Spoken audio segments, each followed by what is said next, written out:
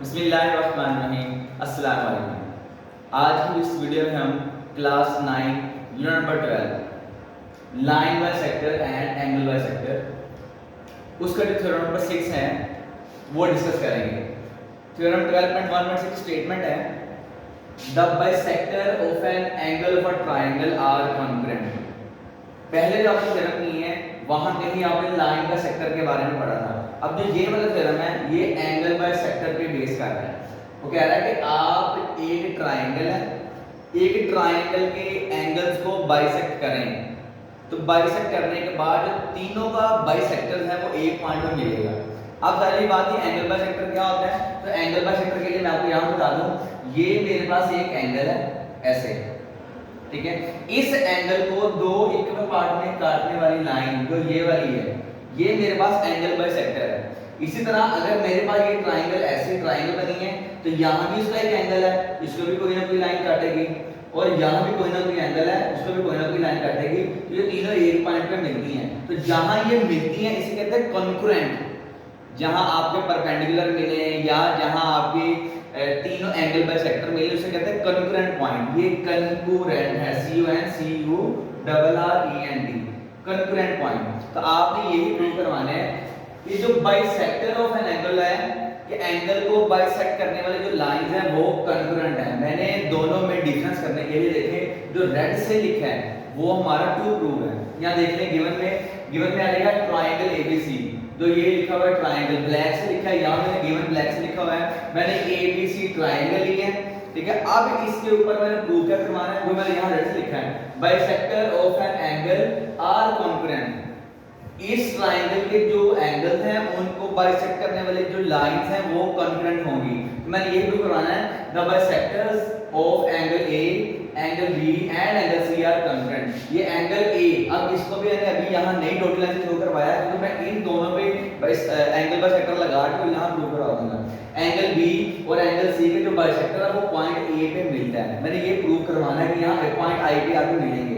अब कंस्ट्रक्शन के लिए मैंने क्या किया, मैंने draw the bisector of angle B and angle C which intersect each other at point O। मैंने एंगल B और एंगल C का बिल्कुल ऐसे ही बाइसेक्टर ड्रा किया है, ठीक है। एंगल B का बाइसेक्टर ड्रा किया जो ये यहाँ तक मैंने इस डॉटेड लाइन शो करवाई हुई है B तक, और ये डॉट I तक मैंने जिससे डॉटेड लाइन मेंशन की है। फिर पॉइंट C के भी मैंने ऐसे ही एंगल C पे भी मैंने ऐसे ही बाइसेक्टर ड्रा किया है, और ये भी दोनों देखें तो ये I पे मिल रही है ये वाली। अब इसके बाद मैंने बता दिया कि इस पॉइंट I के अकॉर्डिंग मैंने पॉइंट I को मद्देनजर रखते हुए AB का भी परपेंडिकुलर ड्रा किया, BC का भी परपेंडिकुलर ड्रा किया और AC का भी परपेंडिकुलर ड्रा किया। तो मैंने ये लिख दिया कि जो IF है ये AB का परपेंडिकुलर है, draw IF perpendicular to AB, draw ID perpendicular to BC and IE perpendicular to AC। तो ये मैंने तीन परपेंडिकुलर ड्रा किए हैं पॉइंट I के अकॉर्डिंग, ठीक है। ये यहाँ तक मेरा सारा कंस्ट्रक्शन का काम था और ये बहुत इजी पार्ट है। अब नेक्स्ट हम इसके प्रूफ की तरफ जाएंगे। तो जो मैंने ये चीजें बताई हैं इसके बाद बारी आती है प्रूफ की। अब प्रूफ के दो पार्ट होते हैं, स्टेटमेंट और रीजन। अब स्टेटमेंट और रीजन, इससे पहले मैं आपको एक बात बता दूं, आपने पढ़ा था कि मेरे पास अगर एक ऐसे सर्कल है, ठीक है, और सर्कल के ऊपर ये ऐसे मैंने कोड ड्रा की हुई है और ये सेंटर से यहाँ एक परपेंडिकुलर ड्रा हुई है। अब मैं इसके ऊपर जहां मर्जी कोई पॉइंट ले लूं वो अपने एंड पॉइंट से इक्वल फासले पे आएगा। एक थ्योरम ये है।